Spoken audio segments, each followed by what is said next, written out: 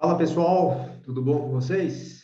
Então essa é uma aula que eu estou gravando aqui, né, para mostrar basicamente uma diferença, né? Na verdade uma pergunta que várias pessoas sempre me fazem, né? Como é que eu identifico um livro bom, né? Esse livro aqui que você mostrou, ele é bom, ele tem esse livro de fulano, de ciclano, ele é legal, ele é bom, ele é confiável, tal, tal, tal. Então estou gravando essa aula, né? Não estou necessariamente colocando aqui que esse livro é bom, esse livro não é bom, tal, tal, tal, mas eu vou dar algumas pistas que vocês podem aí utilizar para que vocês cheguem às suas conclusões, se as informações colocadas nos livros que vocês aí me perguntam, se elas estão boas, se elas são confiáveis ou não, ok? Não estou fazendo nenhum crivo aqui relacionado aí a livro, se o livro é melhor do que o artigo, né? Uma das coisas que a gente vai estar discutindo aí, mas efetivamente eu vou dar algumas diretrizes, alguns direcionamentos, vamos dizer assim, que possam permitir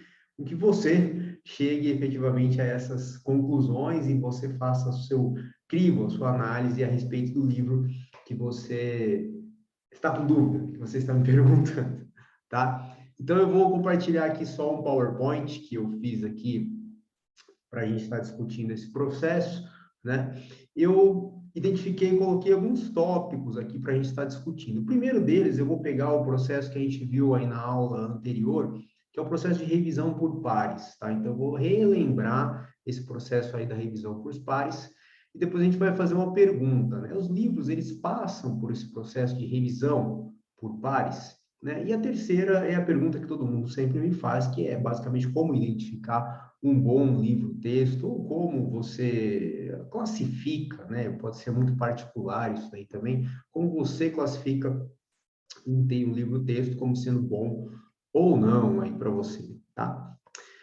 Processo de revisão por pares, tá, gente? Relembrando bem rapidamente, porque eu já passei isso com vocês em outra aula, tá? É um processo de avaliação, ele é empregado pelas revistas científicas, tá? Esse processo ele é responsável pela manutenção da qualidade e integridade das informações contidas nas publicações científicas e diferencia as revistas científicas das demais fontes de informação onde não há o processo de revisão por pares, ok? Nesse processo, de uma forma bem sumarizada, né, já lembrando que eu passei com vocês isso aí em outra aula, vamos supor que você seja o autor de um trabalho científico, de um artigo, e você submete esse trabalho para uma revista científica, que vai ter lá o seu escritório editorial. A revista científica vai revisar o seu trabalho, ou seja, tem um editor-chefe da revista que vai submeter o seu trabalho para revisão, e para isso ele pode colocar 2 ou 3 revisores, referis aí do seu trabalho. Os revisores vão fazer uma análise, vão examinar o artigo, e a partir da análise deles, eles vão fazer uma recomendação para o editor. Eles podem estar sugerindo aceitar o seu trabalho, aceitar com determinadas revisões ou então rejeitar o trabalho, tá? A revisão por pares, só relembrando também mais umas coisas que a gente viu aí na aula desse processo, assim, não é perfeito, né? Não é um processo assim, poxa, o artigo passou por revisão, fulano, ciclano, beltrano, revisou o paper, então o paper ele é intocável, ele é perfeito. Não. Podem ter falhas, que muitas vezes o editor-chefe ou os revisores não conseguiram necessariamente identificar nesse processo aí de revisão por pares, tá? Então, ele não é, obviamente, perfeito, tá? De outra forma, né, de uma forma bem sumarizada aqui também, né, achei bem interessante essa figurinha que eu achei aqui no site. Está aqui o processo de revisão por pares, você é o autor, submete para o editor vai lá, submete para os revisores dão determinado parecer, o editor novamente manda para você o trabalho, se o trabalho tiver algumas alterações para serem feitas e vai ser, e se o trabalho for recomendado para ser aceito, tal, tal, tal, manda para você novamente, você revisa as considerações dos revisores e o editor submete o trabalho para que ele seja aceito. Ou não, tá? Às vezes o trabalho, na maioria das vezes, para falar a verdade, o trabalho ele é rejeitado, ok?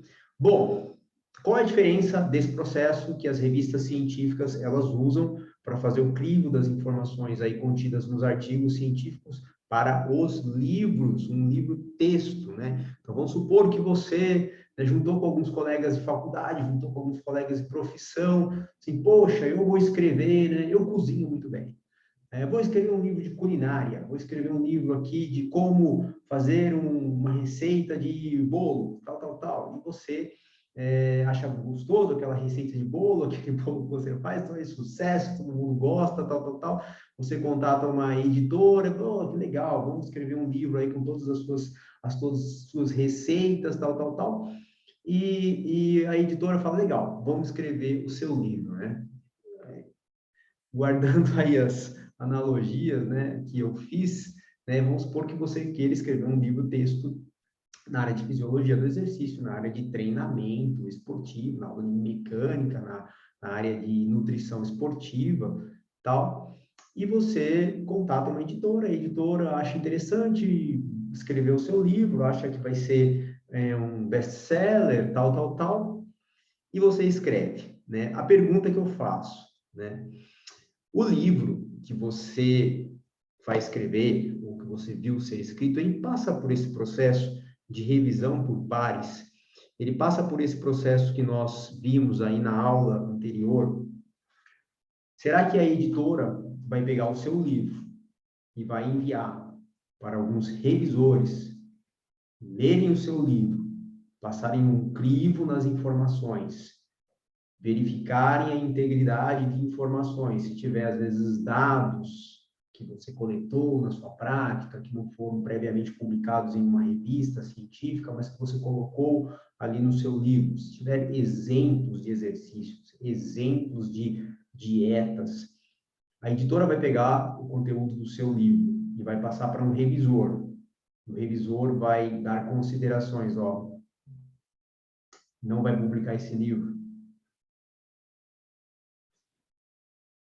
É complicado, porque o livro, né, ele raramente passa por revisão, né? Existem livros, vou dar um exemplo aqui de um livro que eu acho fantástico na nossa área de fisiologia do exercício, que é o livro do Colégio Americano em Medicina do Esporte, esse daqui, que é o Fisiologia do Exercício Avançado. Esse livro é um livro muito diferenciado. Além de ser escrito por pesquisadores que já dedicaram a vida a respectivas pesquisas e submeteram vários artigos que foram aprovados, que foram revisados por pares, tá? Esse livro, ele tem revisão.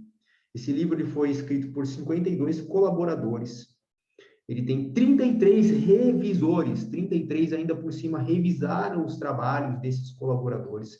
Ele tem 27 capítulos e, somando todas as referências dos 27 capítulos, nós temos 2.524 referências, ou seja, artigos que foram citados no livro e que você pode consultar esses artigos, as referências, para verificar se as informações elas estão coerentes.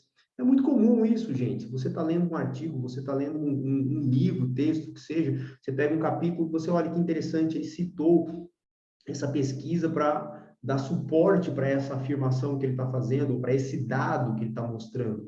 Você vai lá, você grifa, todo mundo faz isso quando lê um artigo, lê um livro, você grifa, checa ali a referência, se te interessar. Você vai lá, baixa essa referência, lê ela, não com o intuito de, estou desconfiando aqui, que o artigo, o livro passou algumas informações erradas, mas com o intuito, muitas vezes, de você aprender. Mas nesse processo, você pode, às vezes, identificar algumas problemáticas entre o que está sendo mostrado no artigo e o que foi falado desse artigo ali no livro texto. Até artigo que passou por revisão por pares, muitas vezes a gente identifica as chamadas citações indevidas, né? Onde o autor cita um determinado trabalho, a hora que você vai ler o trabalho, não bate, não bate. Sejam as informações ou sejam os dados, ou seja, isso é chamado de citação indevida, citação que não suportam determinadas afirmações, ok?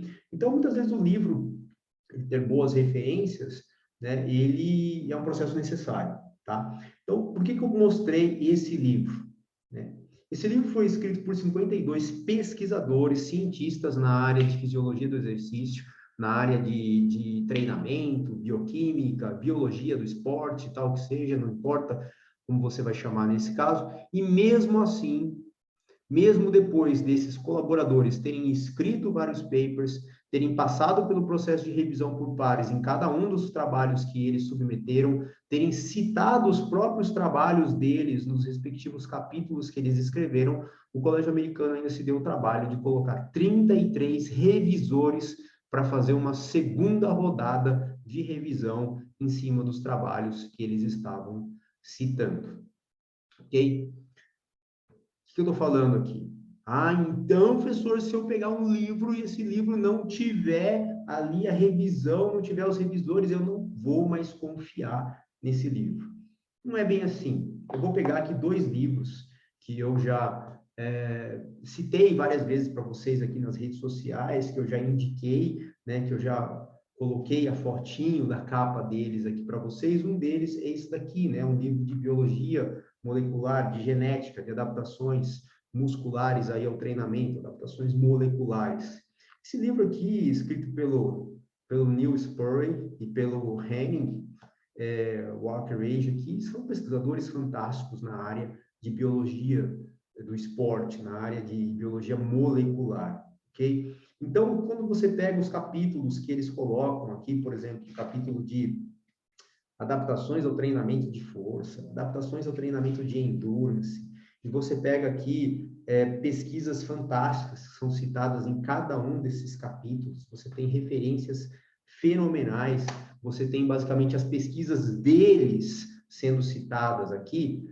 Assim, gente, na minha opinião aqui na minha análise, vamos dizer assim, esse aqui é um livro fantástico. Ele não passou por revisão, eu não identifiquei aqui, ó, foi revisado por fulano, ciclano, beltrano. Não, esse livro, ele não passou por revisão por pares. A editora, aqui no caso, aqui a editora, aqui a Elsevia, encomendou o livro, ou os autores acabaram propondo esse livro aqui para ser publicado pela editora, né? Mas é uma diferença muito grande. Eles dedicaram uma vida toda a várias pesquisas, ou seja, eles têm trabalhos que passaram por revisão. E esses trabalhos foram citados aqui. Então, vamos dizer assim, não é qualquer autor escrevendo o livro aqui, são pessoas que passaram pelo processo de revisão por pares. Outro livro, que eu também já estou cansado de mostrar aqui para vocês em rede social, em artigos, acho que todo mundo já sabe qual livro eu vou mostrar, Força e Potência, aqui do Come. Come organizou esse livro, então esse livro aqui tem colaboração de autores, assim, fenomenais, né? Então, você pega aqui, por exemplo, os capítulos, dá uma olhada aqui, ó, nos sumário aqui do livro.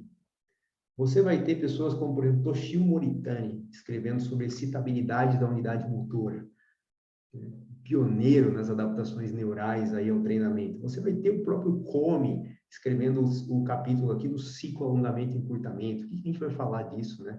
Come dedicou a vida toda dele aos estudos de fadiga e a análise do ciclo alongamento e encurtamento. Então, o que ele escreveu aqui, sumarizando todos os trabalhos deles aqui, que passaram por revisão por pares, né? Você vai ter aqui, por exemplo, pessoas fantásticas, Seile, escrevendo de adaptações neurais. Você vai ter Kramer aqui escrevendo sobre respostas hormonais ao treinamento. Então, dispensam apresentações, são pessoas que dedicaram a vida ao estudo dessas análises, estudo desses processos, e estão sumarizando aqui, efetivamente, num livro. Isso, você vai ter o Duchanot também falando de adaptação neural aqui. Meu Deus, isso aqui é fantástico, né? Você vai ter o Goldspink falando de adaptações musculares, moleculares, né? O Goldspink do fator de crescimento mecânico, do MGF. Então, assim, gente, isso aqui dispensa apresentações. Você vai ter o Michael Stone aqui falando de resposta ao tecido condutivo, adaptações cardiovasculares do Steven Fleck, o Hackney falando de treinamento de força e aí, respostas adaptativas ao envelhecimento. Ou seja, são pessoas que dedicaram a vida de pesquisa e publicaram inúmeros trabalhos dentro daquilo que eles estão escrevendo aqui. Então, se você buscar também nesse livro aqui, depois do prefácio, assim, quem que revisou esse livro?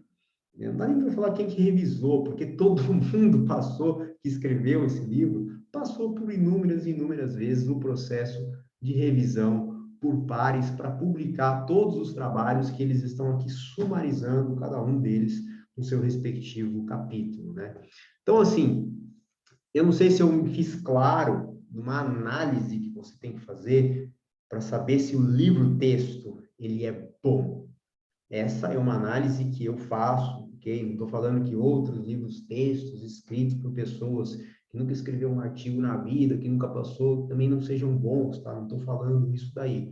Mas é uma análise que você pode fazer ao comprar, ao olhar um livro na internet e refletir a respeito do conteúdo escrito naquele livro, ok? Voltando aqui, né? Então, enfim, né? Eu coloquei alguns tópicos aqui, né? Alguns conselhos, só basicamente como é que você avalia se o livro-texto é bom. Primeiro, né?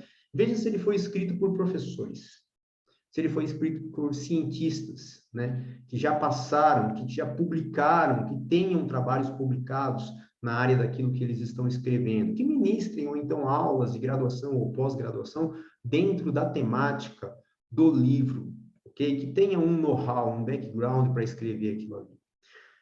O livro passou por revisão por pares, né? Avalie isso também dentro de tudo que eu coloquei.